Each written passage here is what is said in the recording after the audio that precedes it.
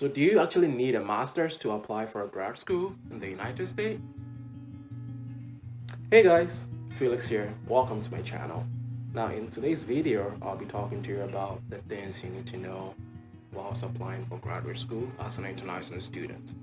So whether you're applying for a master's or a PhD, there are certain things you need to know as an international student before you actually put in that application.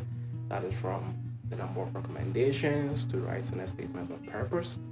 These things are very critical to you actually getting a scholarship or even a fully funded program like I did for a grad school in the United States. So the first thing you need to look for is the test requirements for the various schools. Now each school has its own requirements.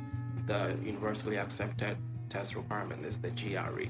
Now if you want to go to an Ivy League school, you want to get a very high GRE score because again it's very competitive. And also you want to make sure the GPA you have, the cumulative GPA, is actually also very high. For engineering, for an engineering school, you need the average is considered about 3.0. But if you want to be competitive and actually get into an Ivy League school, you want to get somewhere above a 3.5. Some say even a 3.8. So make sure you're actually looking at that too. Now, there's also English language requirements. The school would want to know that you can actually speak English before you come to the school because again, all the classes are taken in English unless you're taking like a language class like French or Spanish. A majority of our classes is in English. Now, to prove that you can actually speak English, you need to take a test. These tests can either be taking the TOEFL or an IELTS or a PTE.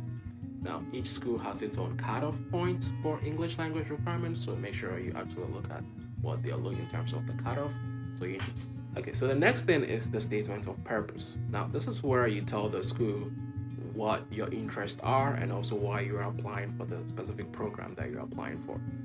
You also want to use this opportunity to highlight any discrepancies on your transcript. For instance, most schools don't like seeing like a D or a C on your transcript. So if you had like a lot of that, you want to explain why that is the case.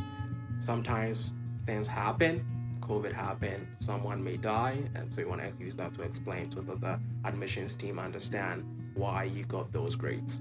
So the next thing you would want to be in the statement of purpose is what improvements you can bring to the graduate program when you're done. Most schools will want to know how you can improve the program because again they're investing in you as a student. Now I wrote a statement of purpose that was accepted by my graduate school and that earned me a fully funded fellowship.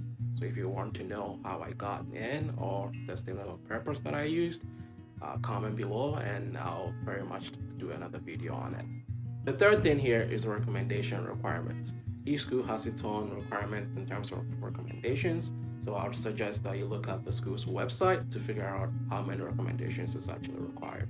Some schools require that the student presents at least 2, some require that the student presents at least 3. So you want to take a look at the school's website in terms of the application requirements and then make sure that you're submitting the number of recommendations that is needed. So those are the 3 things you need to know when applying for grad school. There are also other things you need to consider when applying. For instance, the application fee.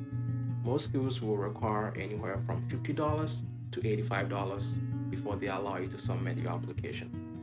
Now, some schools don't require anything and some schools can charge as high as $185. Now, the good news here is that you can actually apply for a fee waiver for each school that you apply to. You can do this by emailing them the reasons why you actually cannot afford it. And most schools I've seen are very considerate and will give you a fee waiver code that you can submit in addition to your application and you wouldn't be charged anything. The next thing is to look at the deadlines. Each school has its own deadlines. You don't want to just, do everything and then realize, oh, I've actually missed the deadline. You don't want to be that person. So you want to first look at the deadlines and develop a timeline to when you're going to submit certain things. This will help you plan out your application. Now, the last thing is fellowships and scholarships. Most schools will automatically consider you for a scholarship. However, most of the time, it wouldn't be enough to cover your entire expenses, so you would need additional fellowships. This is pretty much a whole other video that I can make, so if you're interested, leave a comment down below and like this video. And I'll see you in the next one.